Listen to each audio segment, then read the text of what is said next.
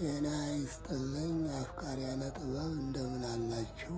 ዛሬ ብዙ ሰው የተቸገረበትን ጉዳይ ከመዝሙረ ዳዊት ውስጥ መፍቻ የሆነ ጥበብ እንመለከታለን። ጥበቡ ምንም አይነት የጎንዮሽ ጉዳት ሆነ ከእምነት ጋር የሚቃረን ነገር የለውም።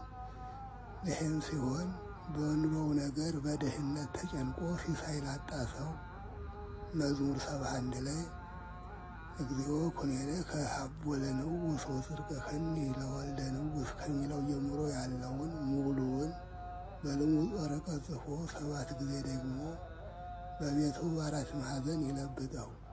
40 ቀን ድረስም አንዳንድ ጊዜ ይድገመው። እግዚአብሔር ሐዘኑን ይሰማዋል፣ የለመነውን ይሰጠዋል፣ ሲሳይ ያዝለታል። ይህንን ጸሎት ከልብ አምኖ ንጹሕ ሆኖ በእግዚአብሔር ረጅነት ከችግር የምትላቀቁበት ድንቅ ጥበብ ስለሆነ አቅላችሁ እንዳታዩት ለማሳሰብ እወዳለሁ። ይሄ ሲሆን ግን በቅድሚያ መዝሙረ ዳዊት ሙሉውን ማለትም 150ውን ደግሞ መጨረስ ያስፈልጋል። ዘሎ መሀል ላይ አይገባም። እንዲህ ካደረጋችሁ